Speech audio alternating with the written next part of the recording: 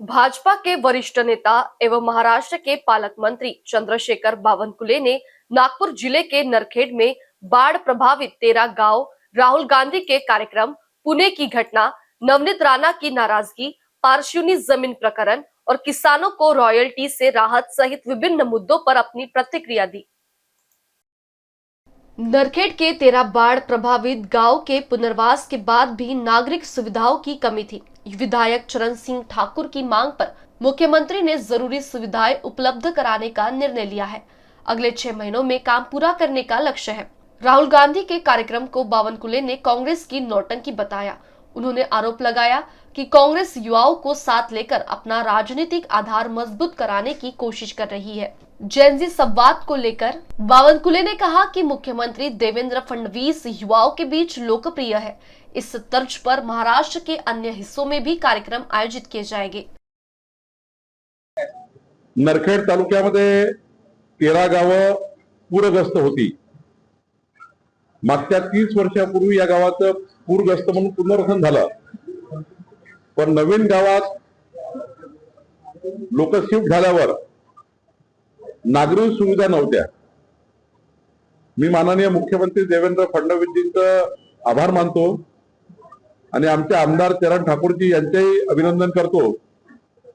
त्यांनी माझ्याकडे बैठक लावून या 13 गावाच्या नागरिक सुविधा करता 32 कोटी रुपये मदत पुनर्वसन विभागाकडून दिले। माननीय मंत्री गिरीश महाजनजी यांनी या ठिकाणी मदत केली आहे। आता आमचे जिल्हाधिकारी आणि आमचे सीओ जिल्हा परिषदेचे हे बसून या 13 गावांच्या नागरिक सुविधा पूर्ण करतील आणि एक मोठा दिलासा 30 वर्षानंतर आमच्या नरखेड तालुक्याला मिळालेला आहे। मला पालकमंत्री म्हणून या सर्व गावकऱ्याचं या ठिकाणी अभिनंदन करायचं आहे।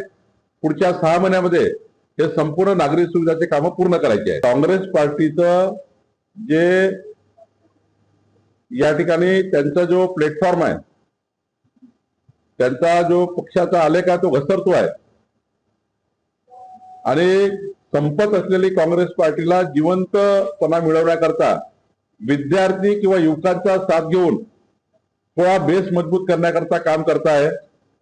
खरं तर हे राजकीय उद्देशाने केलेलं युवकांना दिशाभूल करून राजकीय उद्देश पूर्ण करण्याकरता काँग्रेस पार्टीचं या ठिकाणी पक्षाचं काम वाढवण्याकरता युवकांचा त्या ठिकाणी उपयोग करण्यात येत आहे। याकरता राहुल गांधी आता युवकाचा विषय घेऊन देशभर त्या ठिकाणी वेगळ्या पद्धतीने अशा पद्धतीची नौटंकी करतायत। युथ आयकॉन मुख्यमंत्री देवेंद्र फडणवीस उद्या नागपुरातील 30,000 सोबत संवाद साधणार आहे। काय विकास केला, काय नाही आणि एकूणच संवाद असणार नाही, एकदम चांगला आहे। आमचे मुख्यमंत्री नेहमीच युथ आयकॉन राहिलेले आहे। या महाराष्ट्राच्या युवकांना माननीय देवेंद्रजींच्या नेतृत्वावर विश्वास आहे। या राज्यातले युवा हे नेहमीच त्या ठिकाणी देवेंद्रजींच्या प्रत्येक भूमिकेशी सहमत राहिलेले आहे। त्यामुळे चांगला कार्यक्रम होतो आहे आणि याच पद्धतीने महाराष्ट्रातल्या सर्व जिल्ह्यामध्ये पुढच्या काळामध्ये देवेंद्रजींच्या नेतृत्वामध्ये देवेंद्रजींना युवा आयकॉन म्हणून त्या ठिकाणी त्यांची जी पसंती आहे त्या पसंतीचे कार्यक्रम आहे।